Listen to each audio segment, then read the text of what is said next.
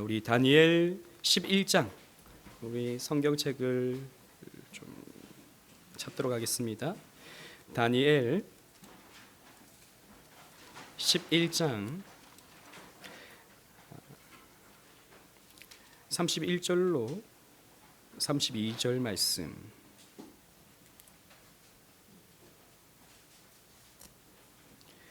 (31절로 32절) 말씀을 함께 읽어보도록 하겠습니다. 시작.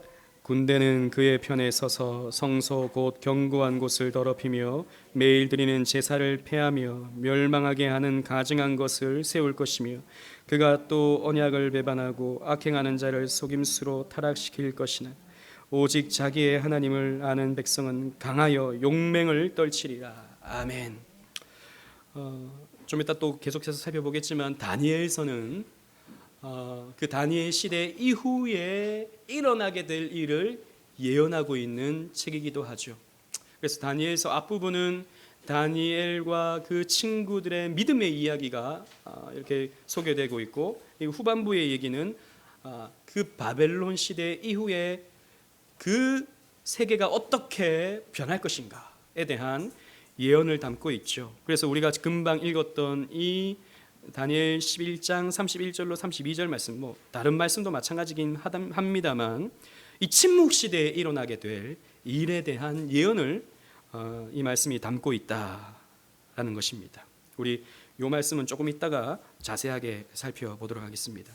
우리가 오늘 침묵 시대에 대해서 살펴볼 텐데요. 왜 침묵인가? 하나님이 계시를 내려주지 않기 때문입니다. 선지자가 등장하지 않기 때문입니다. 하나님이 침묵하시기에 침묵시대 혹은 신구약 중간시대라고 말하기도 합니다. 그 말라기 선지자가 등장하고 세례 요한이 등장하기 그 사이 400년의 시간인데요. 이 400년의 시간, 신구약 중간이라고 해서 중간시대라고 말하기도 하고, 이 계시가 주어지지 않고 선지자가 등장하지 않았기 때문에 침묵시대라고 이렇게 말하기도 하는 것입니다. 우리 교재 64페이지 줄거리 요약을 함께 읽어보도록 하겠습니다.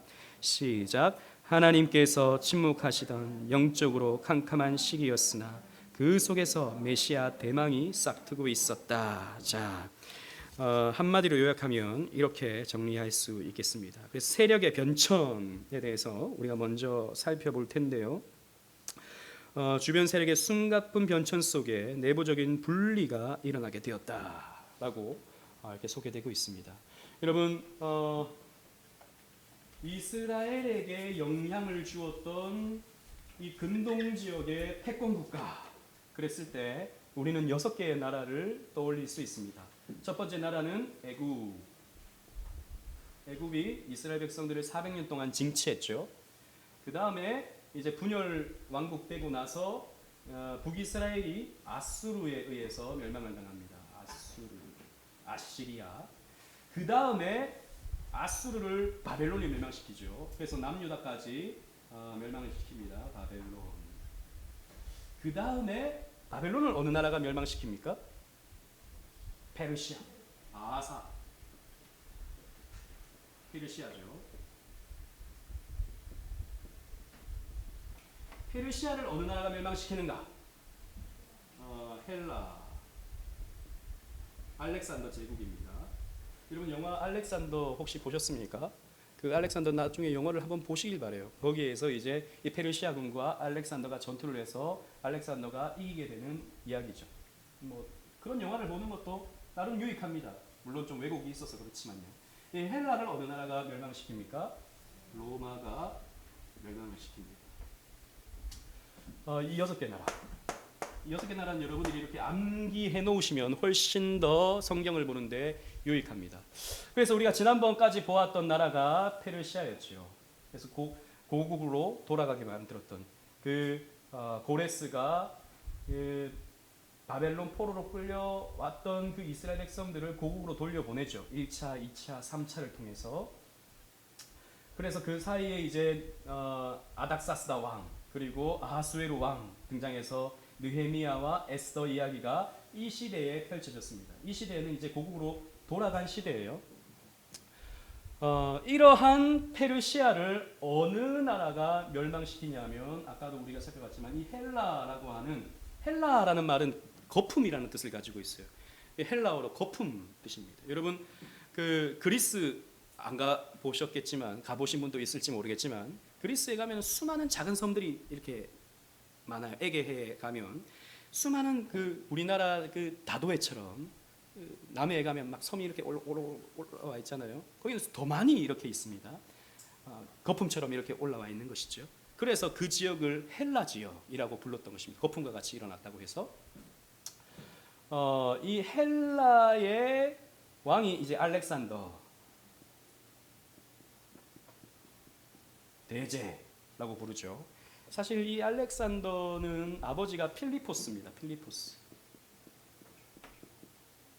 그래서 이제 아버지의 이름을 따서 지배하는 지역을 이제 필리포라고 이름을 정한 거예요. 그래서 우리가 성경에서 빌립이라는 이런 이름이 알렉산더 아버지의 이름에서 따온 것입니다. 자기 아버지를 영웅화시키기 위해서. 마게도냐의 왕이었거든요. 그러니까 그리스 북부 지역에 있는 마게도냐라고 하는 작은 나라가 있는데 거기에서 이제 알렉산더가 흥왕하기 시작하는 것입니다. 이 알렉산더의 스승이 누구냐면 아리스토텔레스입니다.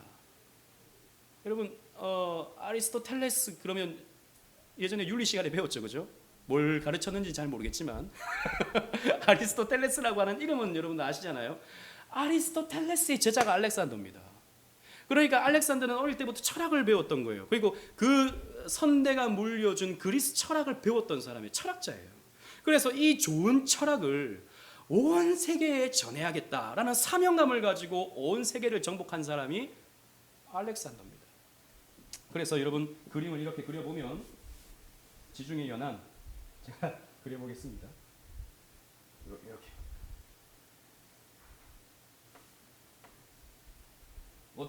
어떻게 됐다 칩시다. 여기가 지중해예요. 여기가 이제 가나안 지역이고 여기가 시나이 반도고 페르시아가 이 그리스 지역하고 해서 인도까지를 다 차지하고 있었습니다. 그 지역을 알렉산더가 고스란히 다 차지하게 돼요. 33살의 나이에. 엄청나죠. 그러니까 굉장히 빠르게, 굉장히 능수능란하게 이 페르시아 제국을 멸망시켜버리고 그 땅을 다 알렉산더가 차지하게 됩니다. 그런데 문제는 알렉산더가 빨리 죽죠. 뭐 어떻게 죽었는지 뭐 풍토병이다, 원숭이에게 물렸다, 뭐 여러 가지 설이 있지만 자세하게는 알지 못합니다. 33살의 나이에 빨리 죽어버립니다. 그래서 알렉산더 같은 경우에 여기가 이제 이집트잖아요. 이집트 요쯤에 알렉산드리아라고 하는 도시를 짓습니다. 알렉산드리아. 여기가 중요한 게 뭐냐면 알렉산더가 여기에 자기의 이름을 딴 도시를 지으면서 여기에 도서관을 짓거든요. 도서관. 엄청난 도서관을 짓습니다. 철학자니까. 그리고 책에 굉장히 관심이 많았기 때문에 세계에 있는 모든 책들을 다 이제 이 도서관에 수집을 한 것이죠. 거기에는 구약 성경, 신약 성경까지 있었던 것입니다. 그리고 이 알렉산더는 그 헬라 사상이 너무나도 자부심이 넘쳤기 때문에 이 온 세상에 헬라화 시키면서 또 뭘 심었냐면 헬라어를 심었습니다. 헬라어. 자기가 정복한 지역에서는 자기 나라 말을 못 쓰게 만들고 헬라어를 쓰도록 만들어놨어요. 언어의 통일을 이뤄놨어요. 그러니까 이때 당시에 영어가 헬라어였습니다. 지금은 우리가 영어를 배우고 있지만 왜냐하면 그 대영 제국 시대, 해가 지지 않는 나라, 대영 제국 시대에 가장 많이 보편화되게 사용됐던 말이 이제 영어이기 때문에 오늘날 그게 굳혀졌죠. 그런데 이 시대에는 헬라어가 국제 공용어였습니다. 그래서 헬라어를 통용시켜놨어요. 근데 알렉산더가 이제 빨리 죽습니다. 빨리 죽고 나라가 분열되죠. 여러분 참 재미있는 것은 성경에서 다니엘서에 이런 내용들이 다 예언되어져 있다라는 것입니다. 다니엘은 바벨론 시대의 사람이었잖아요, 그렇죠? 그런데 앞으로 되어질 일에 대한 예언을 다 성경에 하고 있습니다. 우리 말씀 한번 찾아보도록 하겠습니다. 다니엘서 8장 8절. 우리 아까 다니엘서 펴놓고 있었으니까 8장 8절.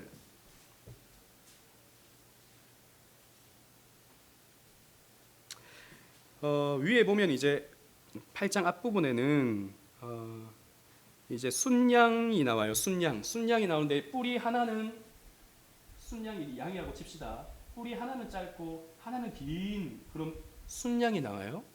근데 이게 뭐냐면 딱 이거다라고 우리가 얘기하기는 조금 어렵지만 많은 성경학자들이 실제로 이제 다니엘서에도 보면 앞으로 되어질 열 왕에 대해서 이제 하나님이 예언을 주셨다라고 말씀만 하고 있거든요. 그런 면에서 봤을 때 뿌리 하나는 짧고 뿌리 하나는 길다. 이 말은 바벨론 시대에 받은 예언이니까 이 페르시아라는 나라가 처음에 페르시아 혼자서 바벨론을 멸망시킨 게 아니라 메데라고 하는 나라와 함께 메데 파사 함께 연합국이 바벨론을 멸망시킵니다. 그런데 메데라는 나라는 빨리 망해버려요. 이 페르시아가 길었던 것이죠. 이 양이 있는데 순염소가 등장해서 이 양을 받아버리는 것입니다. 염소가 받아버린다라고 말씀하고 있는 거예요. 그리고 그 순염소에 대해서 이렇게 또 예언하고 있습니다. 8절 말씀을 보시면 순염소가 스스로 심히 강대하여 가더니 강성할 때에 그 큰 뿔이 꺾이고 그 대신에 현저한 뿔 넷이 하늘 사방을 향하여 났더라 그랬습니다. 그러니까 이게 이제 페르시아잖아요.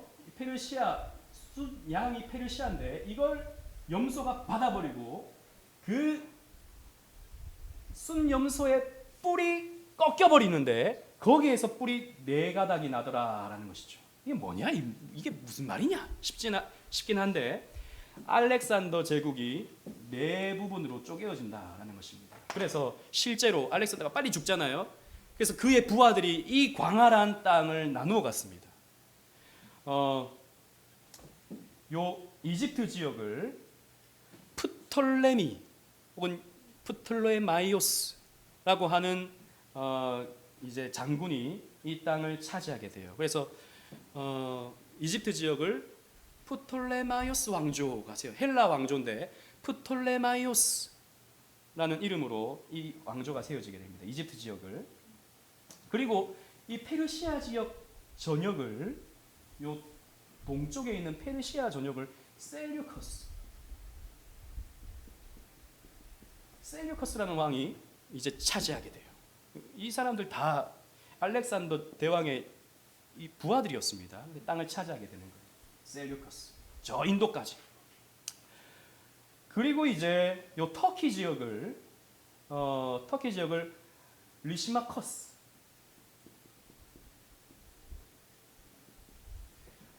부하가 차지하게 되고 이 그리스 지역을 카산더라고 하는 부하가 이 땅을 차지하게 돼요. 나라가 4부분으로 나뉘어지게 되죠. 한 뿔이 현저하게 난 그 뿔이 꺾여버리고 거기에서 4뿔이 난다 그랬는데 요 4왕조가 세워지게 되는 것입니다. 그런데 가장 강력했던 왕조가 이 프톨레마이오스 왕조와 셀류커스 왕조였어요. 처음에 이 가나안 땅을 누가 차지했는가? 처음에 여기에 있는 이 이스라엘 백성들이 머물고 있는 가나안 땅을 누가 차지했는가? 약 100년 동안 프톨레마이오스 왕조에서 차지했어요. 그래서 여러분 프톨레마이오스의 마지막 왕이 누군지 아셔요? 프톨레마이오스 왕조의 마지막 왕이 클레오파트라입니다. 그 코가 1cm만 더 높았다니 많이 하는 그 클레오파트라. 그 사람은 이집트 사람이 아니라 원래 그리스 사람이에요. 이쪽에 이제 왕으로 간 것이죠. 그래서 그 지역을 통치하던 그리스 사람이었습니다. 그래서 클레오파트라가 이 프톨레마이오스의 마지막 왕이죠.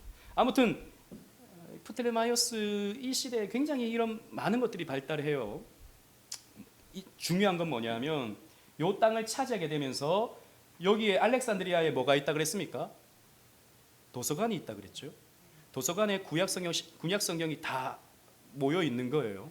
그래서 이 프톨레마이오스도 마찬가지로 이 헬라 문화의 어떤 자부심이 대단했기 때문에 내가 그 히브리인들의 문헌을 좀 읽고 싶다라고 해서 이 구약 성경을 헬라어로 번역을 합니다. 이 시대에 70명의 학자들이 이 구약 성경을 헬라어로 번역해 놓은 것을 뭐라 그러냐면 70인역이라고 그러는 거예요.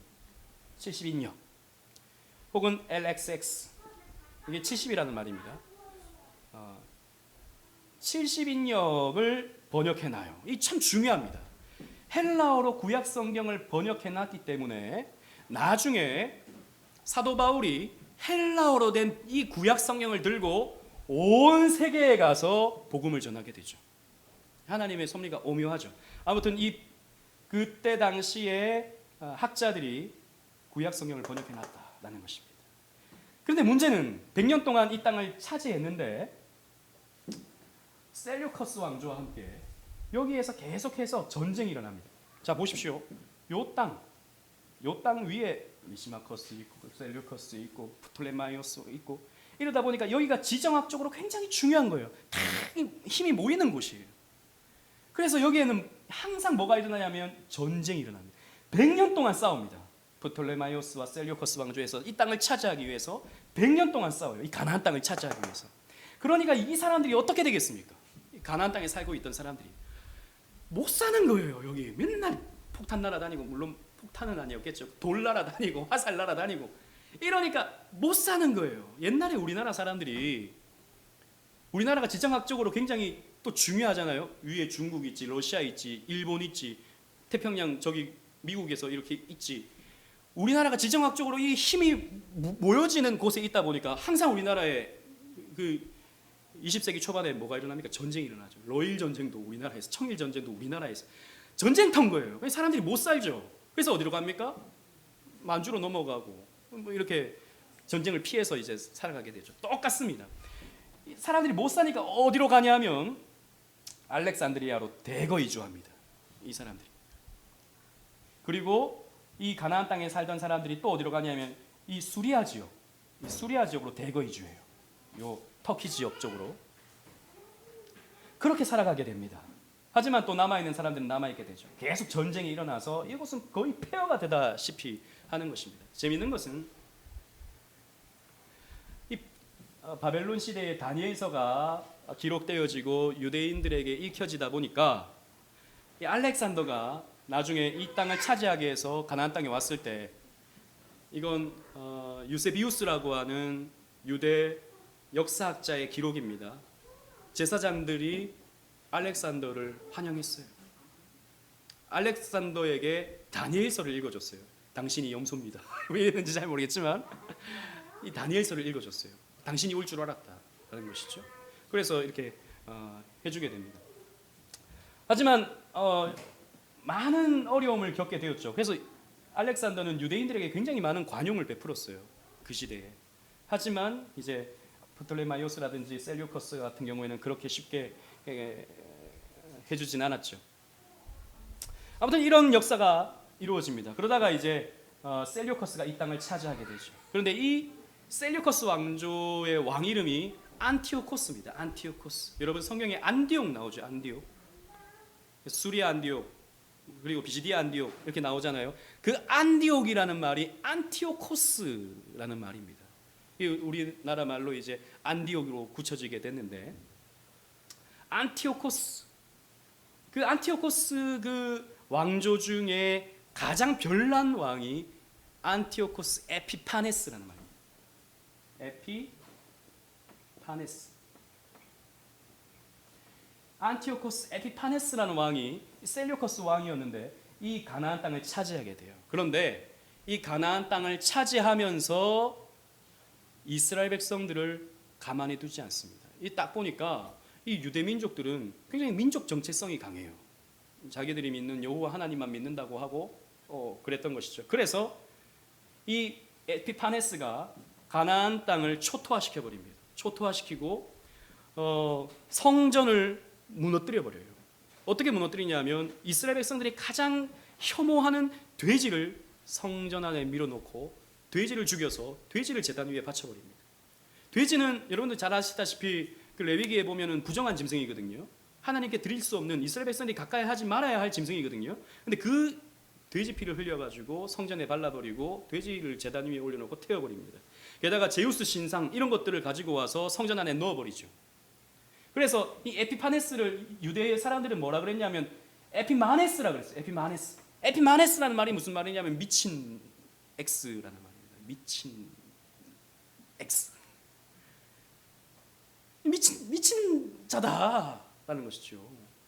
그래서 유대인들이 가만히 있을 수가 없었어요. 언제나 강하게 밀어붙이면 작용 반작용 법칙 아십니까? 거기에 대한 반대도 커지게 되죠. 그래서 이 셀류커스 왕조에 대항해서 독립운동이 일어납니다. 독립운동이. 그 독립운동에 했던 가장 유명한 인물이 마카비입니다. 마카비. 유다 마카비. 마카비우스라고 말하기도 하고, 마카비란 말이 망치란 말이에요. 망치. 여러분 옛날에 그 뭐죠, 김두한 이런 거 보면 쌍칼 나오고 망치 나오고 그러잖아요. 망치, 힘이 셌나 봐요. 망치. 그래서 이 마카비라는 사람이 중심이 되어서 독립운동이 일어나요. 그래서 실제로 전쟁이 게릴라전을 펼칩니다. 이 유대인들이 뭐 무기도 없고 또 뭐 군대도 그렇게 많지 않으니까 이 점조직으로 만들어서 이 셀류커스 왕조를 물리쳐 버립니다. 그래서 실제로 몇 년도인가요? 잠깐만요. 제가 연도를 기억하지 못해서. BC 165년에 주전이죠. 165년에 요 땅을 회복합니다. 가나안 땅을 회복하고 무너진 성전을 다시 고쳐요. 이걸 뭐라 그러냐면 수전절이라고 하는 수전절. 요한복음에 보면 수전절이 나오거든요. 수전절이 뭐냐면 성전을 수리했다. 그래서 수전절이에요. 성전을 수리하고 이 마카비를 중심으로 해서 새로운 왕조를 세우는데, 그 왕조가 유대 왕조인데 하스몬 왕조를 세우게 됩니다. 하스몬. 굉장히 재미있는 시간인데 역사 공부라서 재밌지 않습니까? 예. 저 혼자 재밌는 것 같아요. 아무튼 그렇습니다. 그래서 이제 하스몬 왕조가 세워지게 되죠. 그래서 셀류커스 왕조로부터 독립을 하게 됩니다. 가나안 땅을 다시 회복하게 되죠. 그러나 또 그렇게 오래가지 못하죠. 로마가 등장합니다. 로마가 신흥 강대국으로 부상하면서, 원래는 사실 로마는 이 지중해 이렇게 구두 장화 모양으로 있는 도시 국가에 불과했는데 점점 영역을 넓혔죠. 그래서 그리스가 차지하고 있던 이 땅을 정복해 갑니다. 그래서 폼페이우스가, 로마의 장군이었던 폼페이우스가 이 하스몬 왕조를 또 물리쳐 버리죠. 그래서 군화를 신고 성전으로 들어갑니다. 폼페이우스가 유대 역사를 보면. 그래서 군화는 안 됩니다 라고 하는데 군화를 신고 내가 들어간다 하고 들어가 버리죠. 그 땅을 정복해 버립니다. 그런데 이때 로마가 점점 번성할 때 세계 정세를 탁 보니까 이제 앞으로 로마가 뜰 것 같아. 로마로 붙어야겠다라고 생각했던 사람들이 누구냐면 이두메 사람들이었어요. 이 에돔의 후예. 요 밑에 셀류커스 밑에 이제 이두메족들이 있었는데, 이두메족들이 로마와 협력을 합니다. 여기 로마와 협력을 해서 이 땅을 지배할 수 있도록 지정학적인 어떤 정보들과 지정학적인 어떤 중요한 정치적인 내용들을 다 제공을 하죠. 그래서 로마의 원로원은 이 이두메 사람들에게 이 땅을 지배할 수 있는 권리를 줍니다. 이 이두메 사람들이 누구죠? 헤로도 왕가입니다. 헤로도 왕가.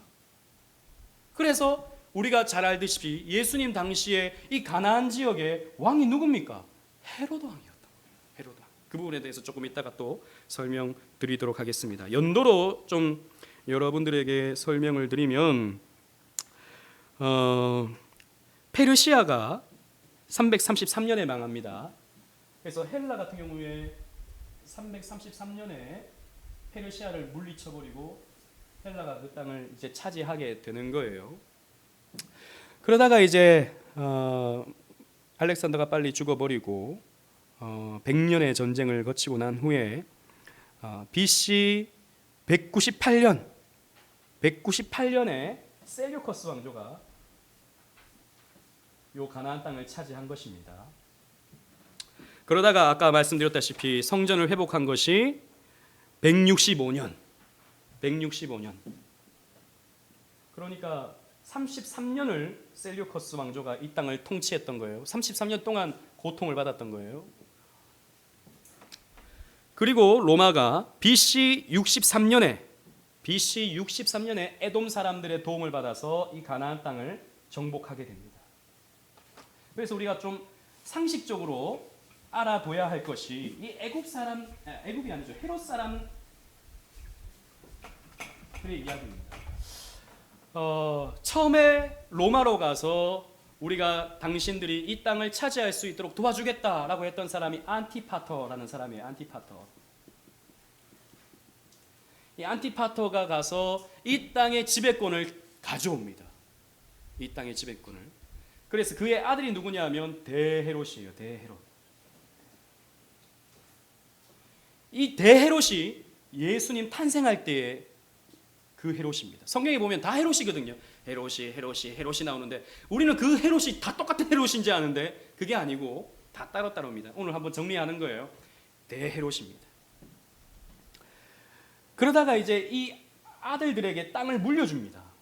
어떻게 물려주냐면 헤롯 이렇게보다는 아켈라오. 성경에 나와요. 아켈라오. 예수님 태어날 때 예수님이 그 호적을 정리하기 위해서 가잖아요. 고향으로 갈 때 그때 아켈라오라는 이름이 나옵니다. 이 사람이 첫째 아들인데 헤롯의 첫째 아들인데 이 아켈라오는 어느 곳을 다스렸냐면 유다 지역을 다스렸어요. 유다 지역. 그리고 둘째 아들 빌립입니다. 빌립은 어느 지역을 다스렸냐면 갈릴리 지역과 갈릴리 동쪽 지역과 북부 지역, 가나안 땅 북부 지역을 빌립이 다스렸어요. 그리고 이제 헤롯 안티파스가 있습니다. 안티파스. 이름 다 외울 생각하지 마세요. 저런 게 있구나만 아시면 됩니다. 자, 중요한 건 이 아켈라오가 헤롯의 아들인데 이 아켈라오는요 폭군이었어요. 그래가지고 이 유대 사람들의 봉기가 일어납니다. 봉기가 일어나서 아켈라오가 딱 보니까 로마에서 이 헤롯의 아들 아켈라오의 헤롯 아켈라오거든요. 다 이름이 헤롯 아켈라오, 헤롯 빌립, 헤롯 안티파스예요. 아켈라오가 보니까 이 통치를 전혀 못해. 엉망진창이에요. 그래서 이 아켈라오를 로마에서 폐위시켜 버립니다. 그래서 이 땅을 지배할 수 있는 다스리는 총독을 보내요. 그 총독이 누구냐? 우리가 잘 아는 빌라도입니다. 그래서 빌라도 시대에 보면 또 헤롯이 나오죠. 그 성경에 나오는 그 예수님 당시에 그 헤롯은 누구냐면 헤롯 안티파스예요.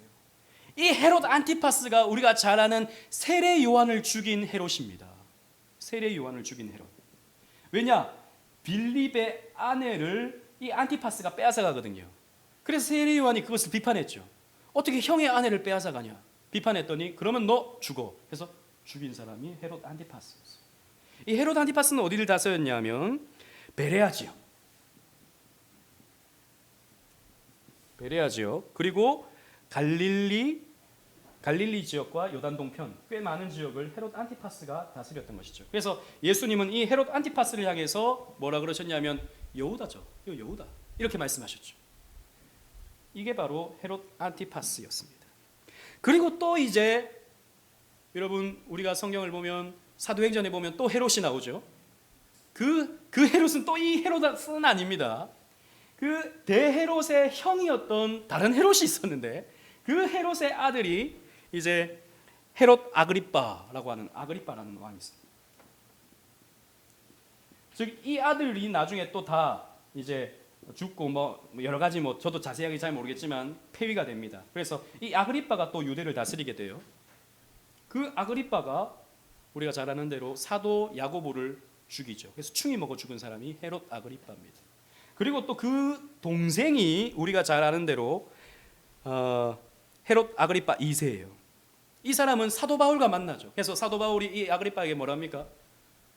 너가 미쳤구나. 너가 학문이 많아서 너가 제정신이 아니구나 라고 했을 때 당신도 나와 같이 되기를 원합니다 라고 했던 사람이 헤롯 아그리빠 2세인 것입니다. 그러니까 여러분 다 외우려고 하지 마세요. 저도 못 외우겠습니다.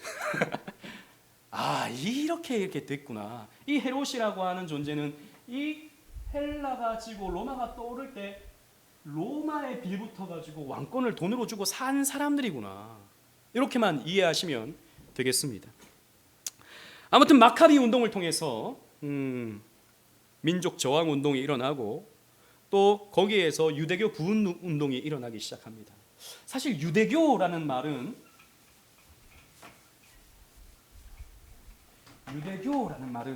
바벨론에서부터 시작돼요.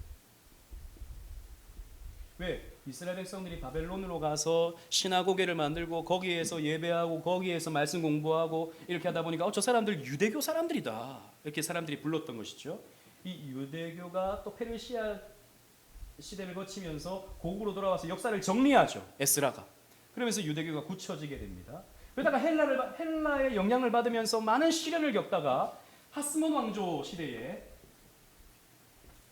이 유대교가 굉장히 체계화되는 것입니다. 그러니까 우리가 알고 있는 구약 39권이 이 시대에 정리가 돼요.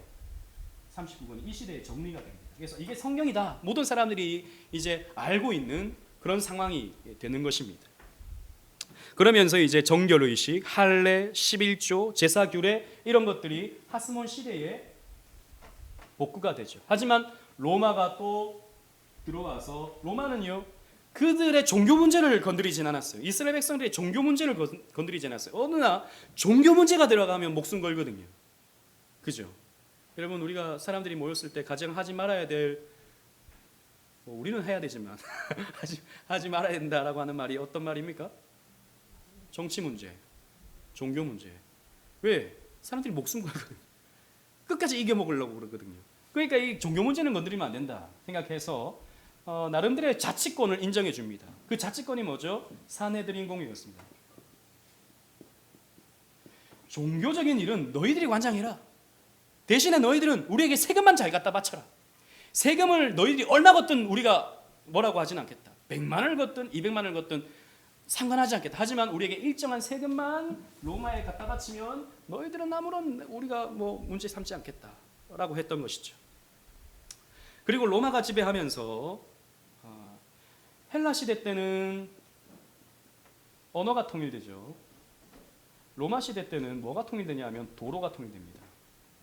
그래서 모든 길은 로마로라고 하는 말이 이때 생겨나게 되는 거죠. 왜 로마는 도로를 닦았는가? 아까 그 지중해 연안의 모든 그 지배할 수 있는 그곳에 왜 도로를 닦았는가? 전쟁하기 위해서였죠. 빨리 가서 전리품을 빨리 취하고 또 물자를 빨리 수송해서 전쟁에서 이기려고 했던 것입니다. 그래서 고속도로를 만들어요. 이 시대에 2000년 전에 고속도로를 만듭니다. 마차가 빨리 다닐 수 있도록. 그래서 로마 시대 때 도로가 만들어지죠. 놀라운 것은 헬라 시대 때 언어가 준비되어지고 로마 시대 때 도로가 준비됨을 통해서 사도 바울은 이 도로를 타고 아피아 가도를 타고 헬라어로 된 성경책을 들고 복음을 빨리빨리 전할 수 있게 된 것이죠. 여러분 우리가 봤을 때는 헬라이고 로마고 이렇게 나라들이 와서 흥망성쇠를 이루는 것 같지만 하나님은 당신의 시간표대로 당신의 일을 하나하나 차근차근하게 이루어 가셨던 것입니다. 그래서 언어를 준비하시고 도로를 준비하게 하셔서 온 땅에 복음이 선포될 수 있도록 하나님께서 역사에 두셨던 것이죠. 놀라운 하나님의 섭리인 것입니다.